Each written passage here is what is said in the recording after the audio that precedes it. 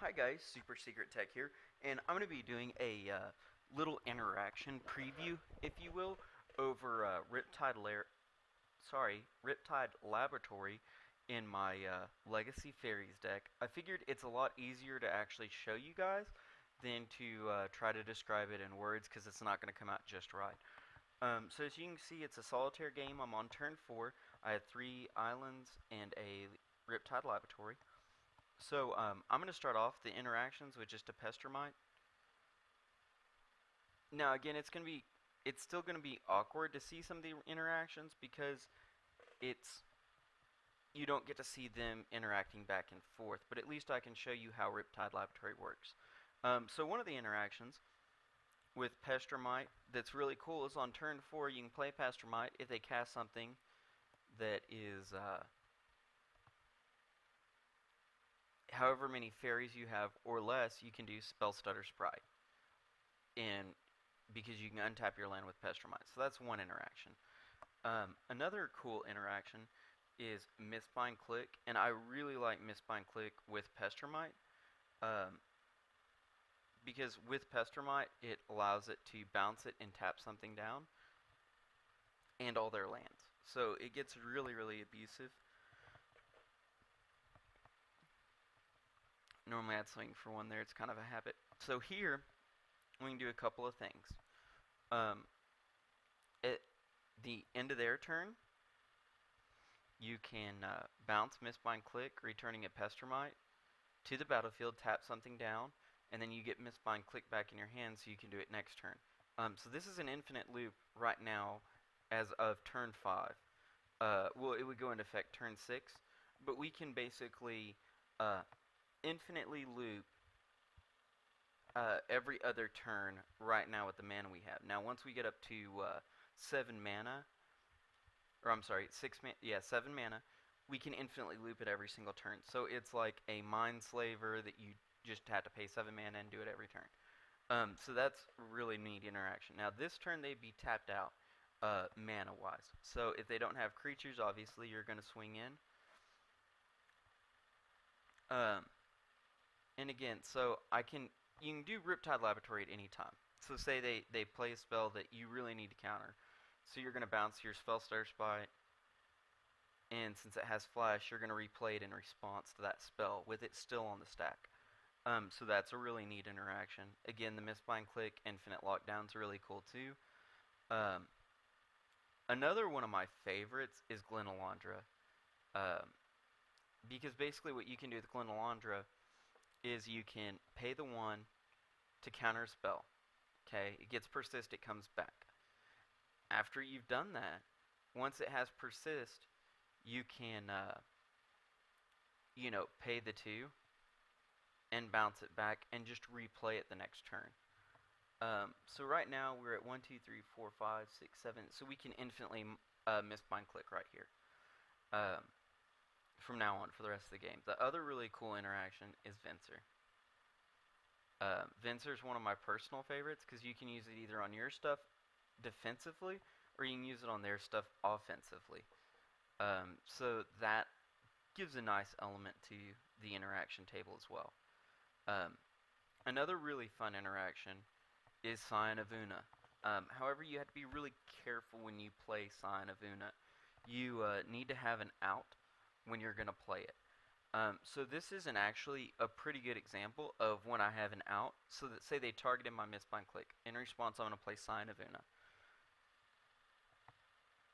And then I'm going to go ahead and attack in, assuming that they don't have blockers. Then, now normally I would do this on their upkeep phase before they drew a card. And I'm going to go ahead and Mistbind Click, targeting the Scion of Una. So what this does is it taps them out, and the Scion of Una is off the board, so now I can Riptide Lab again. Another really interesting interaction, and of course it's not going to work because I'm in solitaire, is Sower of Temptation.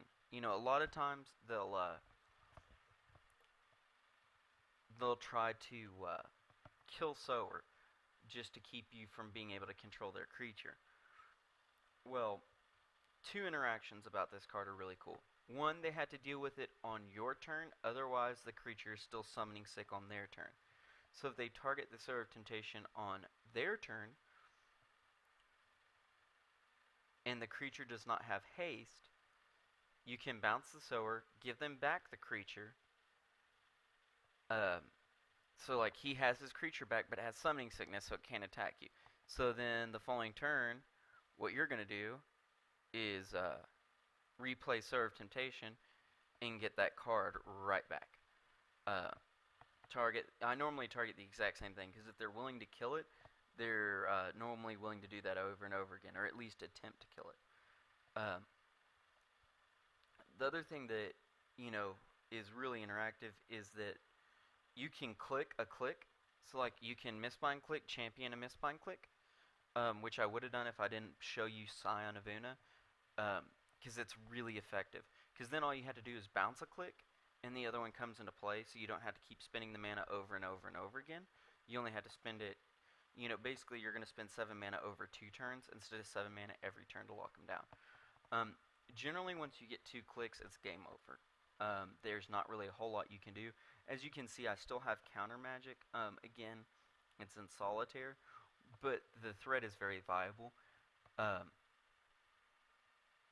The other nice thing about Riptide Lab, which I'll actually show you on this turn, is you can use the ability twice. So let's say, for instance, that I want to bounce both clicks, like they're targeting my clicks. And so, okay, I bounced a click, got a Pestermite. Now the other thing you can do with Pestermite is you can untap your Riptide Laboratory. So now I can bounce the other click, getting my Scion of Una, and now since I have Scion of Una in play, I'm locked out. But the Pestermite Riptide Lab trick is really, really cool. The other thing that's nice is you can do that in response to them targeting your Sower of Temptation, if you do have a Scion championed, and then you can give your Sower Shroud, so they can't target it. Now say say it's their upkeep. I completely misplayed that. It's my bad. And well, actually, it works out pretty well, because I can just champion that guy. Okay, knock him out. Now, normally, I would still have my mana, and I could even like click my Scion after they're already tapped out. You want to wait till after they're already tapped out to do that. But I could click my Scion there too, or I could click my click. And if I did that, I would tap them out again immediately. I would return my Mutavault to play. And then from there, I can just bounce one click, it'll trigger the second click, and then I'll just pick whatever fairy I want to champion.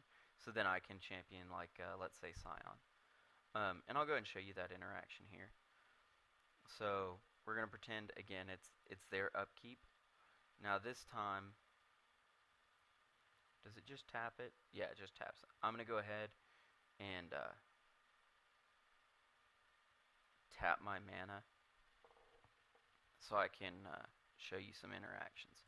Okay, so I'm going to tap the lands. I'm going to return Mutavault to play.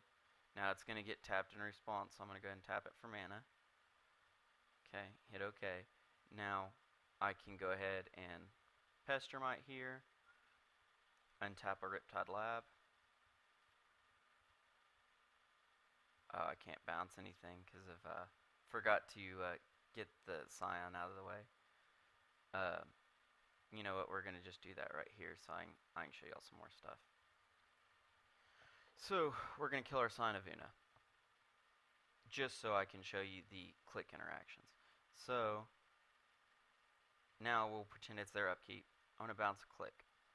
Okay, in response, I'm going to tap my mana, because it's going to tap it down anyway. Okay, now I have to champion a fairy. In this case, I'm going to pick Pestermite. Okay, all my lands get tapped. Now I'm going to Mistbind click, champion a Mistbind click.